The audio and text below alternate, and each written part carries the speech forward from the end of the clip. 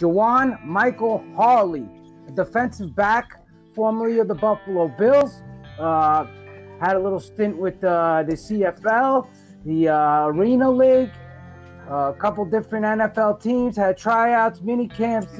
This young man's been all over the place, and he's just a hard worker, and he's currently with the Tuscan Sugar Skulls. How we doing tonight, man? I'm doing great, man. It's a blessing to be on your show, man, and I'm grateful and humbled to be here. Beautiful, man. We're glad to have you on, and you got a lot of good stuff to talk about. Sounds like you've been at it quite a while, and yeah, man. So basically, I guess I'll get you started out. When you first started, I guess when you were coming out of let's start in the beginning. Yeah, when you were coming out of Middle Tennessee, what was the first team you went to? What was the first camp you joined? Well, coming out, many people don't know. I represent myself. I didn't have an agent doing all this like most guys have. So I was the guy just hustling and doing what I can to catch attention. And so when I came out, I went to Florida State prior to that. And they allowed me to do my pro day there. And I had an excellent pro day, ran a 4.31 and a 4.38 laser time. And that got me to Seattle's rookie minicamp. And it went from there. Oh, beautiful. Yeah, you went to Seattle, right? And then you went over to Green Bay, I believe. Well, prior to that, though, it's very interesting how it happened. So when I went to rookie minicamp, I was like, okay, I can get signed, whatever. And it didn't happen. So, of course, I had to keep working out. I had to get a job. So that's when I worked at Walmart. And that's when I got private workouts with Denver Broncos, CFL called. And that's when I eventually got a workout with with Buffalo Bills. And eventually got that contract. Nice. And how long were you with the Buffalo Bills? Well, I was there from January to the second to last cut day for training camp. I remember them telling me it's not your talent, it's just a numbers game. I was the guy 7th on the depth chart, and by the time camp was over, I was fighting for first. And it's all about timing. And what happened was they signed one safety for 16 point something mil and the other one for 21 point something mil, and I'm making the minimum. And they're gonna go with their investment, and I respect that. And they told me straight up, we thought somebody was going to sign you, but I didn't have an agent to, push that more. Well, sometimes the agents don't do you right anyways, but, it's always difficult as a defensive back. Like I said, it's a numbers game, and DB is always a lot of numbers. So, but obviously you got a lot of speed, and you were able to parlay it into a lot of other things. I know Jeff's probably got a couple questions for you, man, so I'll let him ask you a couple. My first question is, here you are now at age 29, mm-hmm. and by this point of most players' careers, they're on their second or third contract. Here you're still fighting for your first. What are you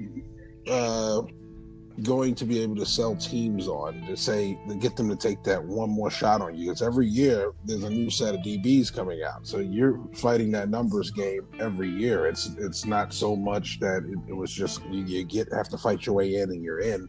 You're fighting it every year, and you're gonna have to fight every year at this point of your life.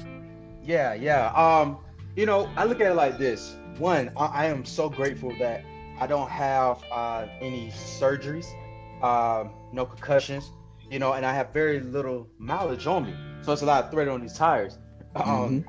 What I always tell to them is that, even though I'm 29, but I'm wise. I'm wiser. I know the game. I'm more mature. So you don't have to worry about all the field problems. You don't have to worry about this guy coming in. He need help studying. He knows the game. Each year, my mental becomes stronger. When you're younger, you rely on certain things like, okay, if I'm fast, I'm relying on speed. Now that I'm older and mature, I have technique, I have fundamentals, I have tricks of the trade. So that's what I sell to the teams and let them know that the age don't mean nothing. Look at the technique, look at the fundamentals, look at his body, look at the durability. Because a lot of guys at my age, they already had at least 3 surgeries as well. Mm-hmm. Yeah, that's true. Another question I have for you is, at this point, what are you willing to do position-wise to make somebody's roster? And some teams may value your speed at safety. Some teams may value your speed in the slot or on the outside. So at this point, what are you willing to do? Even if it comes to special teams, what are you willing to tell GMs? Listen, I'm willing to do this to be on your 53-man roster. Well, the great thing is, throughout my journey, in multiple positions, you know, so I'm able to play linebacker. If you need me to come in at a nickel linebacker, if you need me to be at safety, free, strong, if you need me to play corner outside, I can play it, you know. And the thing is, with me playing arena, my technique helps me in any situation because we play in small areas. So therefore, my lateral quickness is there, you know, my quick reaction. So whatever a team needs, and on special teams, you know, when you play in arena, you have to play special teams. So therefore, you know, it's there. And at Florida State, I made my career there playing special teams, creating fumbles, and just being, you know, a smash mouth bully. There you go. Well, actually, that kind of leads into my question a little bit, because I was going to ask you a little bit about the arena game, and I know you're now going to be with the Tuscan Skulls. You're with them this year, right? This is your first year with them? Yes, this is my first season with the Sugar Skulls. Yes, sir. Sugar Skulls. And so what was it like transitioning from the traditional game to the arena game? Tell you the truth, be honest, it's a lot harder. You know, the field is 23 1/3 wide and 50 yards long. You cannot make any mistakes. You have to make sure you're practicing perfect leverage.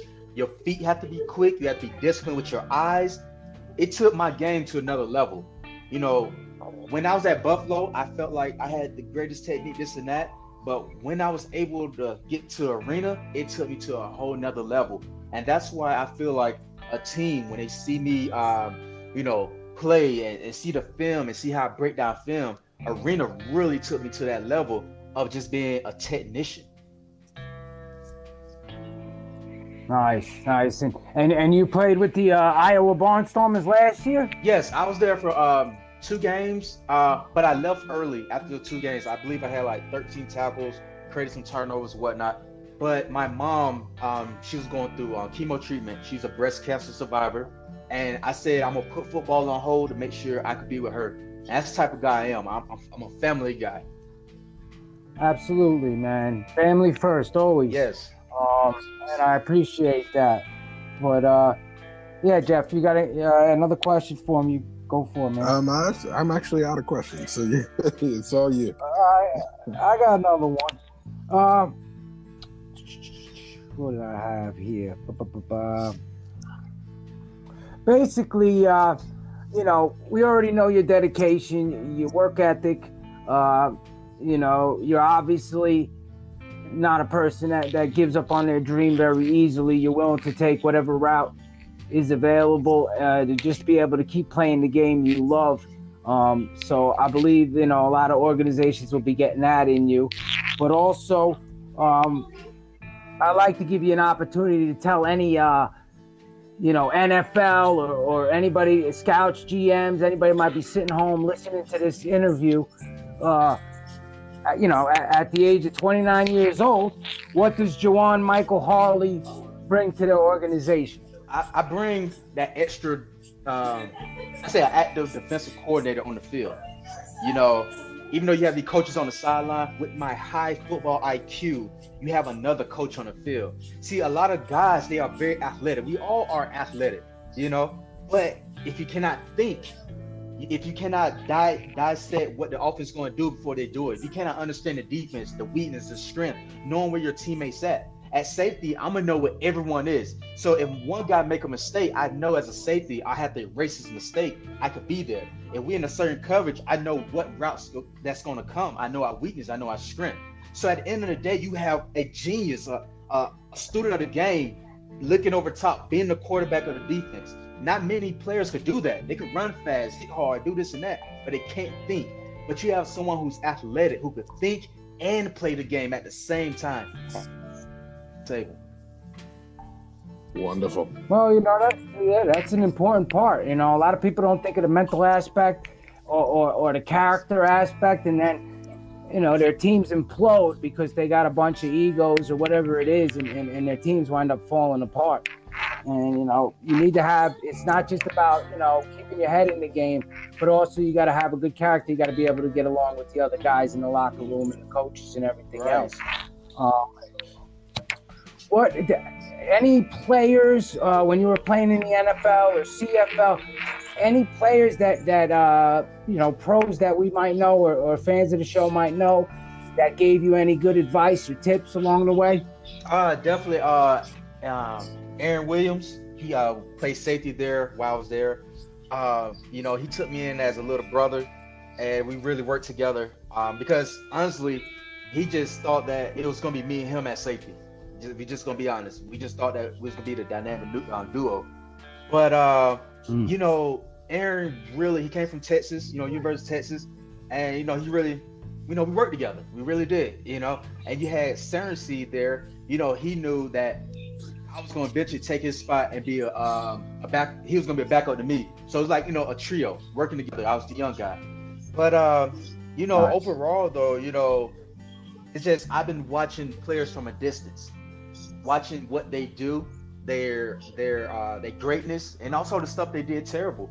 Because you have to emulate the greats. You have to learn from their mistakes. You have to learn what they did right and what they did wrong. And then what I do is try to put that together so I can create my path as my own prototype of a safety.